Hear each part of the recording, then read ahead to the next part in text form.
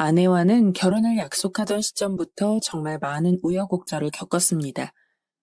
제가 여러 가지 사정이 겹쳐서 혼인신고도 하지 못했고, 남들처럼 웨딩드레스 입고, 턱시도 입고, 많은 사람들을 초대해서 축하를 받는 그런 결혼식도 올리지 못했어요. 사실 결혼식이라고 하기에도 참 초라하게 저희는 서로의 사랑에 대한 증표로 반지만을 주고받았습니다. 나는 평생 죽을 때까지 당신 하나만 사랑할 거야. 그러니 당신도 날 믿고 함께 따라와줘. 내가 다른 건 몰라도 당신 하나는 행복하게 해줄게. 사실 저라고 왜 아내와 결혼식을 올리고 싶지 않았겠습니까? 제 꿈은 제가 사랑하는 사람이 생기면 그 누구보다도 성대한 결혼식을 올리고 많은 사람들의 축복과 환호를 받으며 아내가 원하는 여행지를 한 달 정도 다녀오고 아늑한 신혼집에서 함께 오손도손 사는 것이었습니다. 그러나 적어도 그 당시에 저는 그럴 만한 여력이 되지 않았습니다. 저는 당장 외국에 나가서 일을 해야 했고 아내는 저를 따라 외국에 올 수가 없는 상황이었어요. 하지만 그렇다고 해서 모든 상황이 다 괜찮아질 때까지 기다리기에는 저희가 서로를 너무 사랑하고 있는 마음이 강했습니다. 비록 서류로도 모든 이에게 저희의 사랑을 증명받을 수도 없는 형편이긴 했지만 그럼에도 반지라도 주고받은 것은 최소한 저희 둘만큼은 서로가 얼마나 사랑하고 있는지를 확인받고 확인하게 해주고 싶었기 때문입니다. 그렇게 반지를 교환한 다음 아내만 홀로 낡은 신혼집에 남겨둔 채 저는 곧바로 외국으로 떠났습니다. 내가 꼭 돌아오면 그때 정식으로 프로포즈 할게. 그때는 우리 못 올렸던 결혼식도 올리고 그 누구보다도 행복한 부부로 지내자. 그러나 저는 이 약속을 영원히 지키지 못하게 되었습니다. 상황을 알게 된 것은 제가 외국에 간 지 1년이 넘었을 때입니다. 아주 가끔가다 아내와 연락하는 걸 제외하고는 일이 너무 바빠서 당장 그걸 처리하는 것만 해도 시간이 부족했어요. 매일같이 잠을 자는 시간을 아껴가면서 일에 몰두해야 했죠. 그래도 가끔이나마 아내와 연락을 하고 사랑이 섞인 달콤한 말들을 주고받는 것이 제게는 유일한 위안이었습니다. 그런데 한 3달 정도 아내가 연락이 안 되던 때가 있었어요. 솔직히 많이 걱정이 됐고 마음 같아선 바로 한국 가는 비행기를 타서는 아내에게 무슨 일이 있는지 알아보고 싶었지만 그럴 여건이 되지 않았기 때문에 그저 마음속으로 아내는 괜찮을 거라고 별일 없을 거라고 그냥 근래 바빠서 연락을 못하는 것일 뿐이라고 저를 위로하는 수밖에 없었죠. 그 당시에는 외국에서 한국에 전화를 걸려면 여러 관문을 통과해야 했기 때문에 횟수가 적기는 했지만 오히려 내가 전화를 자주 못 걸어서 어긋난 거라고 믿고 있었어요. 그러나 이후 제게 들려온 소식은 충격적이었죠. 바로 아내가 죽었다는 것이었습니다. 그 소리를 듣는데 몇십 년이 지난 지금도 그때의 감정이 피를 타고 아직도 생생히 전해지는 것 같아요. 당연히 제가 일이 손에 잡힐 리가 없었죠. 하지만 모든 것을 다 내려놓고서 바로 한국으로 들어올 수도 없는 상황이었습니다. 결국 저는 최대한 제게 주어진 일을 빨리 끝내고 한국으로 완전히 돌아가기 위해서 노력하는 것이 최선이었습니다. 매일같이 아내 생각에 밤잠도 못 자고 일도 안 되어서 미쳐버릴 것 같았지만 그럴 때일수록 더욱더 저를 다독였어요. 이 일을 해야 얼른 한국에 갈 수 있으니까요. 그리고 결국 아내의 사망 소식을 들은 이후 한 달 뒤, 저는 모든 것을 마무리 짓고 이제 지긋지긋한 외국을 떠나서 완전히 한국으로 돌아갈 수 있었습니다. 장모님, 장인어른, 대체 어떻게 된 거예요? 저는 한국에 오자마자 바로 아내의 친정집을 찾아갔어요. 누가 네 장모님이랑 장인어른이야? 우리는 너 같은 놈을 내 딸 남편이라고 생각한 적 추호도 없네. 이제 우리 딸도 이 세상에 없는 마당에 우리가 더더욱 자네랑 이야기할 필요는 없지. 당장 나가게. 절 마음에 들어하지 않으시는 건 압니다. 하지만 전 누구보다도 제 아내 사랑했어요.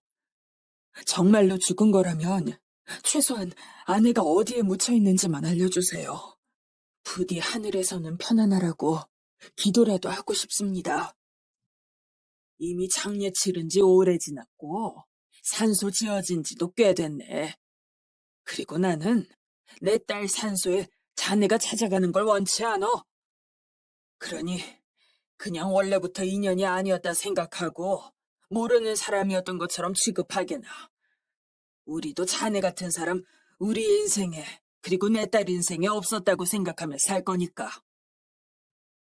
너무하신 거 아닙니까? 아무리 그래도 서로 사랑했던 사이인데 그 정도는 알려줄 수 있잖아요.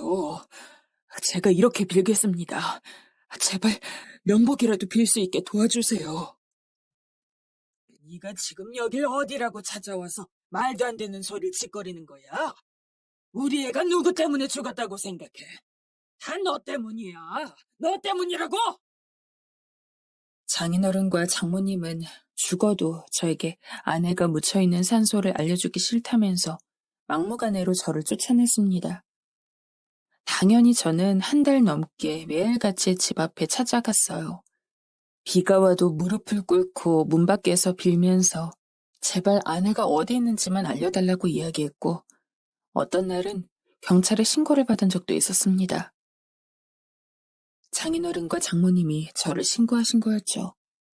그러나 그 어떤 취급을 당해도 괜찮았어요. 아내가 어디 묻혀 있는지만 알면요.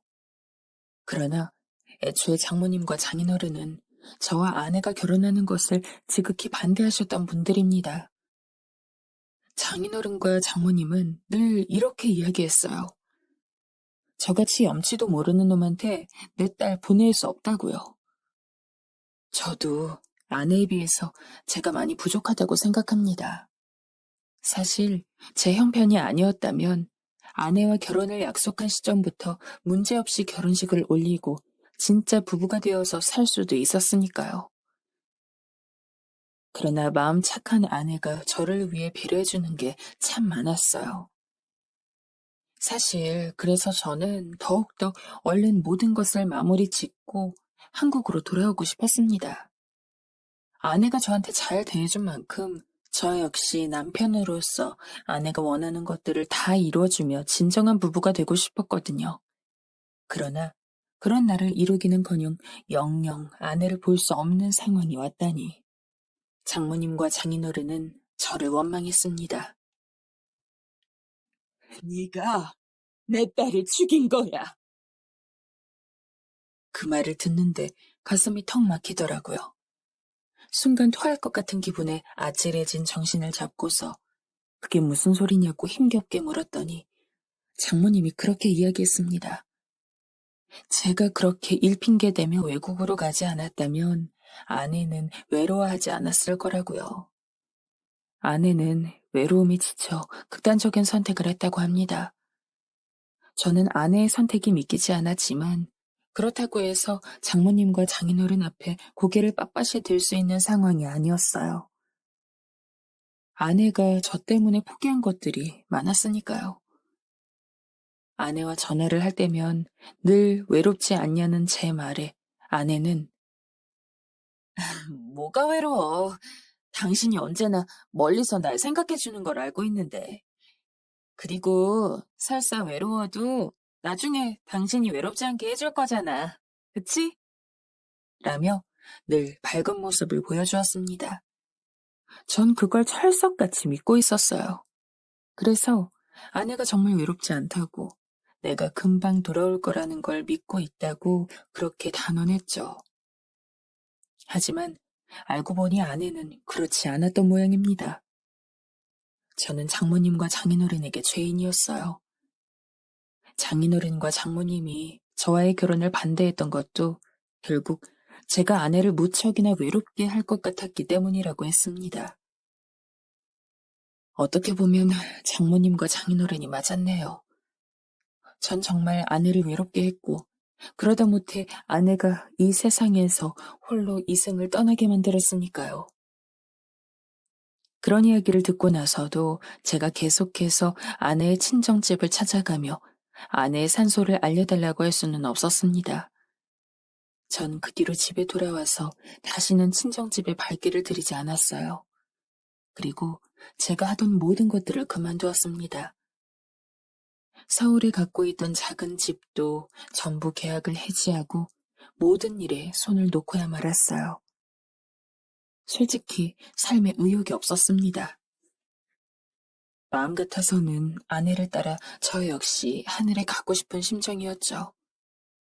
하지만 아내 성격상 제가 하늘나라에 간다고 하더라도 어쩐지 반겨줄 것 같지가 않더라고요. 오히려 당신이 왜 여기 있어? 나 같은 거 있고 보란 듯이 잘 살아야지. 여기가 어디라고 와.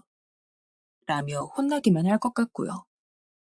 하지만 그렇다고 할지언정 아내도 없는 세상에서 제가 남들처럼 평범하게 살아가고 싶지는 않았습니다. 그래서 저는 그 길로 먼 시골에 있는 산속에 들어가서 살기로 결정을 했습니다. 제가 알던 모든 사람들과도 인연을 끊고 속세와 아예 단절된 채 홀로 살아가야겠다 싶었습니다. 그렇지 않으면 계속해서 아내 생각에 미쳐버릴 것만 같았거든요. 물론 산속에 살아도 아예 먹고 살지 않을 수는 없었습니다. 그렇기 때문에 저는 필요할 때마다 일용직을 나가기로 결정했어요. 산속에서 사는 것은 처음엔 굉장히 불편했습니다. 왜냐하면 저도 서울 생활에 익숙해진 사람이기 때문에 처음에는 가게 같은 것도 가깝지 않고 화장실도 수도도 편안하게 사용하기 힘든 환경에 적응하기가 힘들었어요. 그러나 그럴 때마다 저는 마음속으로 아내를 되새겼어요. 이 모든 불편함은 아내를 혼자 외롭게 떠나보내게 만든 내 죄값을 치르는 거다. 그렇게 생각하면 힘들더라도 그 힘든 게 당연해지다 보니까 견딜 수가 있더라고요. 산속 생활에 익숙해진 것은 한 7, 8년 정도 지났을 때부터입니다. 그만큼 산속 생활은 매일매일 달라 적응하기가 꽤나 힘들었어요. 자연인으로 온전히 스스로 인정받을 때까지 그 정도의 시간이 걸렸던 것 같습니다. 그때는 이제 때가 되면 일용직을 나가서 돈을 벌고 정말 죽지 않을 정도의 먹을 것들만 사서는 산으로 돌아온 뒤 제 나름대로의 생활을 하는 것이 무척 익은 상황이었죠. 그리고 저는 신문물을 만나게 되었어요. 바로 스마트폰이었습니다. 어느 순간부터 일용직을 나가면 함께 일하는 동료들이 저만 빼고 스마트폰으로 이것저것 하고 있더군요. 세상과 단절되어 살아온 제게 정말 신세계나 다름이 없었어요. 그리고 저는 스마트폰이 제 친구가 되어줄 거라고 직감했습니다. 원래 산속으로 들어오기 전까지 제 작은 취미가 블로그에 글을 쓰는 거였기 때문이었죠. 스마트폰으로는 사진도 찍고 글을 써서 인터넷에 올릴 수도 있으니 충분히 가능하겠더라고요. 그렇게 저는 스마트폰을 구입해 글을 쓰고 제 일상을 기록하는 것이 제게 무척이나 큰 위안이 되었습니다. 젊을 적에도 시간이 나면 글을 쓰면서 스트레스를 풀고 그랬는데 산에 와서 잊어버리던 찰나 스마트폰이라는 좋은 핸드폰이 나타난 거죠. 제가 블로그에 글을 올려도 많이 봐주는 사람이 있던 건 아니었지만 그냥 내가 어떤 것을 느꼈는지, 어떤 것을 보고 살고 있는지를 다른 곳에 풀어놓는 것만으로도 가슴이 탁 트이는 기분이었습니다. 그렇게 저는 산속에서 시간이 나면 블로그에 글을 썼고, 글을 쓰지 않는 시간에는 멍하니 앉아서 자연의 소리를 들으며 살았습니다. 산새 울음소리가 얼마나 달콤한지, 계곡물 소리가 얼마나 잔잔하고 은은한지, 예전 같았으면 전혀 몰랐을 것들이 너무나 특별하게 다가오더군요. 아내에 대한 속죄를 위해 시작하게 된 산속 생활이지만 나중 가서는 정말 제 자신이 산속 생활 자체에 무척이나 익숙해졌습니다. 그렇게 저는 20년 가까이 산속에서 살았습니다. 단 한 번도 다시 원래 살던 곳으로 내려가지 않았냐고요? 네, 내려가지 않았습니다.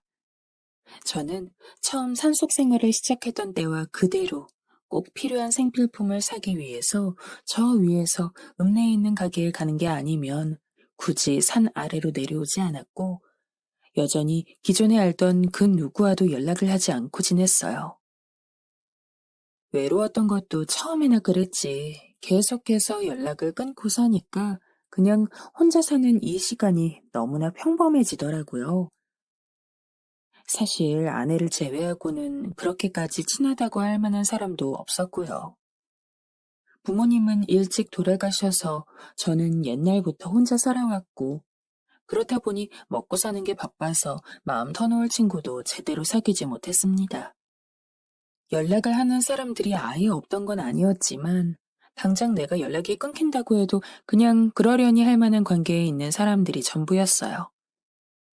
흔히들 나이가 들면 원래 외로움을 느끼지 않았던 사람들도 외로움을 느낀다고 하는데 저한테는 해당 사항이 없었습니다. 하지만 단 하나, 보고 싶은 사람이 있다면 죽은 아내였죠. 시간이 지나면 그리움도 보고 싶음도 사랑도 많이 희석될 거라고 생각을 했는데 제가 정말 아내를 너무나 많이 사랑했던 모양입니다. 산속 생활 내내 아내만 그리워했으니까요. 그런데 어느 날 저만 있는 산속에 다른 낯선 사람의 발소리가 들렸습니다. 산책로가 있는 산이다 보니까 등산을 좋아하는 분들이 가끔 오긴 했는데 제가 자리를 잡고 있던 곳은 아예 길이 나지 않은 곳이라 몇십 년을 살면서도 다른 사람을 보는 게 한 두세 번밖에 없었거든요. 그만큼 드문 일이었어요. 물론 가끔 길을 잃은 분들이 오기도 했던 터라 저는 이번에도 당연히 산을 타다가 길을 잘못 들어서 여기까지 온 사람이 있나 보다 하는 생각으로 길을 찾아주려고 밖으로 나갔습니다. 그런데 눈앞에 웬 여자가 저를 딱 보더니 갑자기 엉엉 울더라고요. 저는 깜짝 놀라서 다가갔습니다. 그런데 그 여자가 눈물을 흘리면서 다시금 고개를 들고 저를 보는데 순간 저는 제 두 눈을 의심할 수밖에 없었습니다. 눈앞에 있던 그 여자는 이미 몇십 년 전에 제가 외국에 있을 당시 죽은 줄 알았던 제 아내였습니다. 당신 죽은 거 아니었어? 당신이 어떻게 여기 있어? 내가 지금 꿈을 꾸고 있는 건가? 이게 무슨 일이지? 뭐야, 이거 꿈이야? 솔직히 그렇게 눈앞에서 얼굴을 보면서도 이게 정말 꿈인지 생시인지 내가 아내를 너무 그리워하다가 이제는 미쳐버려서 환각을 보는 게 아닌지 그런 고민도 했습니다. 하지만 제 팔을 꼭 잡는 주름진 손의 주인은 아내가 분명했죠. 아내는 무언가를 말하고 싶어 했지만 눈물이 앞을 가려서 코를 훌쩍 대느라 말조차 제대로 하지 못하는 상황이었습니다. 저도 이 상황이 믿기지 않아 볼을 꼬집어보고 얼싸안고 오열도 해보고 했지만 정말 내 눈앞에는 죽은 줄만 알았던 아내였습니다. 너무 서럽게 오열하고 있는 아내를 위해서라도 제가 어떻게든 정신을 차려야 했어요. 그리고 어떤 정신으로 했는지도 모르게 시원한 물도 떠주고 아내가 찾아온 시기가 여름이다 보니까 계곡물에 담가둔 수박이 있었는데 그 수박도 잘라주고 그렇게 한참을 달래니 아내가 드디어 말문을 열더라고요. 당신 잘 살아있었구나. 너무 보고 싶었어. 아내의 말은 이랬습니다. 저와 반지를 주고받은 다음 제가 외국으로 떠나고 장인어른과 장모님은 여전히 아내와 제가 서로 사랑한다는 것을 받아들이고 싶지 않으셨던 모양입니다. 그리고 아내에게는 오빠가 한 명 있었는데 아내의 오빠 역시 절 그렇게 탐탁치 않아 했어요. 그래서 아내 모르게 장모님과 장인어른 그리고 아내의 오빠가 셋이 합심을 해서는 아내를 잠시 다른 곳으로 납치해서 제가 모르는 장소에 살게 해둔 겁니다. 당연히 아내가 저와 연락할 수 있는 모든 수단은 끊긴 지 오래였죠. 전 외국에 가 있었기 때문에 한국 번호랄 게 따로 없었고, 아내가 쓰는 번호들은 전부 제가 모르는 것으로 바뀌어서 제가 먼저 연락을 걸 수도 없는 그런 상황이 만들어졌어요. 그래서 아내는 본인이 원치 않는데도 불구하고 저와 강제로 헤어지게 된 거였죠. 그 모습을 보면서도 아내는 어떻게 할 수가 없었다고 합니다. 얘기를 하려고 해도 저를 직접 만날 수가 있어야 하는데, 절 만나지 못하는 상황에서 지금 일일이 어떻게 된 건지를 전할 수가 없었기 때문이죠. 난 정말 살면서 계속해서 당신을 그리워했어요. 하지만 부모님이, 그리고 오빠가 그렇게까지 나오는데 내가 할 수 있는 게 아무것도 없었죠. 난 오로지 당신만 기다리면서 당신이 외국에서 돌아와서 우리가 진정으로 혼인신고라도 하고 부부가 되기만을 바랐는데, 아내도 처음부터 저와 만나는 것을 포기한 건 아니었지만 아무리 뭘 하려고 해도 당장 아내의 부모님 그리고 오빠로 인해 모든 방법이 막히니 나중 가선 결국 저를 포함해 모든 걸 포기할 수밖에 없었다고 합니다. 게다가 아내가 계속 저를 찾으려고 아등바등하니까 아내 부모님이 아내에게 "네가 계속 그러면 내가 그놈 가만둘 줄 알아?" 라며 협박까지 했다고 하더군요. 제가 만약 아내와 같은 상황이었어도 아내를 포기했을 겁니다. 당연히 저는 아내를 사랑하고 아내와 함께 부부로 살고 싶은 마음이 강했지만 제가 포기하지 않으면 그 누구보다 사랑하는 아내가 고통받으니까요. 결국 아내는 저를 원래 없던 사람처럼 잊고서 장인어른과 장모님이 정해준 사람과 선을 보고 결혼을 해서 애도 낳고 살았다고 해요. 그나마 다행히도 그 사람은 굉장히 좋은 남자였다고 했습니다. 그래서 결혼을 하고 살면서도 별다른 불만이 없었대요. 그러나 그러면서도 한편으로는 계속해서 제 생각이 났다고 하더군요.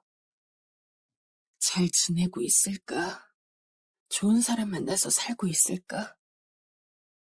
물론 결혼 생활을 유지하고 있는 상황에서는 어찌됐든 지난 남자를 만나는 것이 예의가 아니기 때문에 아내는 제 소식을 일부러 찾진 않았다고 해요.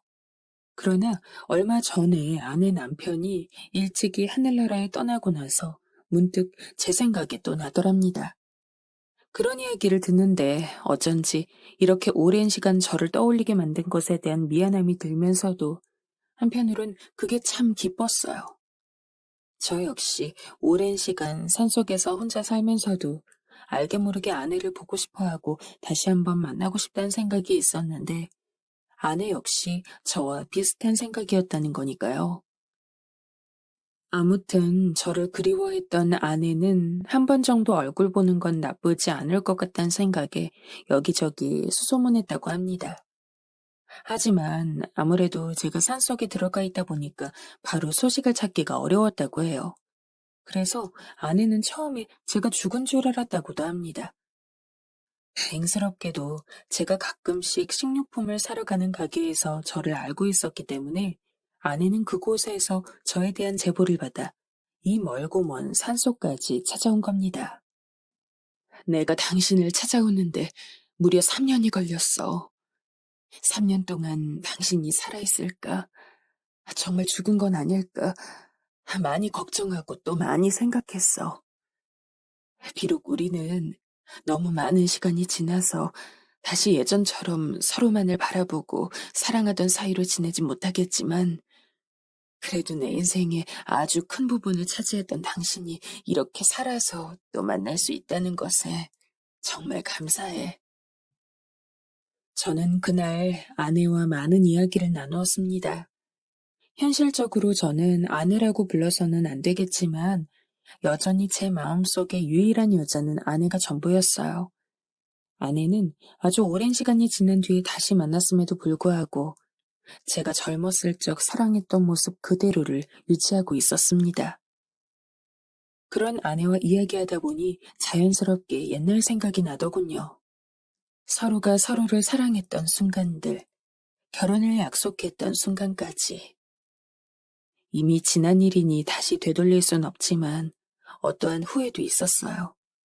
내가 그때 조금만 더 강하게 나와서 한국에서 아내 곁에 있었다면, 외국에 가지 않고 빠르게 혼인신고를 올리고 아무리 장인어른과 장모님이 결혼을 반대하더라도 조금 더 강하게 밀고 나갔으면 사별한 남편이 아닌 내가 곁에 있을 수도 있지 않았을까 하는 생각들. 의미 없는 생각들이란 거 아는데 이상하게 그런 가정들을 떠올리니까 주책맞게 눈물이 나더군요. 제 가슴 속에는 한평생 아내밖에 없었기 때문인지 아내와 부부가 되지 못하고 이렇게 홀로 산속에 틀어박혀 살았던 모든 세월들이 너무나 원망스러웠습니다. 그때 장모님과 장인어른이 산소를 알려주지 않으려 했을 때 내가 어떻게든 알아보려고 할 걸. 그랬다면 아내가 사실 죽은 게 아니라 살아있다는 것도 알 수 있었을 텐데. 눈물을 흘리는 저를 보고서 아내 역시 감회가 너무 새롭기도 하고 저와 비슷한 감상을 갖고 있었는지 제 앞에서 조용히 눈물을 흘렸어요. 그렇게 너무나 오랜만에 만난 재회 첫날에는 서로 하염없이 눈물을 흘리다 헤어지기 바빴죠. 물론 지금은 많이 괜찮아졌습니다. 하지만 아내를 만나고 한 달까지만 해도 진짜 무기력함에 미쳐버리는 줄 알았습니다. 저는 매일같이 술을 마셨고 평소 좋아하던 블로그 글도 쓰지 않은 채 제가 살고 있던 곳에 틀어박혀서는 단 한 번도 밖에 나오질 않았어요. 그냥 움직이고 싶지가 않았습니다. 자연을 보고 싶지도 않았고 제가 살아있는 것 자체를 느끼고 싶지 않았던 것 같습니다. 그리고 한편으론 아내를 더 만나고 싶지 않았어요. 그렇게 사랑했는데 왜 만나고 싶지 않았냐고 묻는다면 역설적이게도 그렇게 사랑했다는 것이 이유입니다. 아내는 당시 제게 너무나 아픈 기억을 되새기게 하는 존재였거든요. 반가운 것도 잠시, 앞으로 아내를 보면 전에 제가 갖지 못했던 것이 기억에 남을 테고, 그것 때문에 제 스스로가 너무 괴로워질 것 같아 아내를 만나고 싶지 않았습니다. 그래도 지금은 다행히 많이 괜찮아졌어요. 아내는 서울에서 살고 있었기 때문에 제가 사는 곳까지 자주 오진 못했습니다. 하지만 한 달에 한 번씩은 꼭 와서는 저와 시간을 보내려고 해요. 이제는 친구가 된 아내와 더 이상 힘들어하지도 괴로워하지도 않고 웃으면서 지낼 수 있습니다. 아마 어떤 분들은 아쉽지 않냐고, 지금이라도 결혼해서 함께 살고 싶지 않냐고 물으실 수도 있는데 솔직히 잘 모르겠어요. 결혼이라는 것이 어떤 관계의 궁극적인 끝이라고는 하지만 이렇게 친구로 지내면서 서로의 마지막을 지켜봐 줄 수 있는 관계에도 꽤나 아름다운 게 아닐지 요즘은 그렇게 생각하곤 합니다. 일단 제 힘이 닿는 데까지 아내와 시간을 보내면서 제 남은 인생을 보내려고 합니다. 그리고 많은 분들이 바보 같다고 어째 그런 인생을 살아갔냐고 욕하는 분들도 있을 것 같아요. 하지만 지금 뒤돌아보면 후회하지 않습니다. 아내를 그리워했지만 어찌됐든 다시 만났잖아요. 마치 제 그리움에 대답하듯이 말이에요.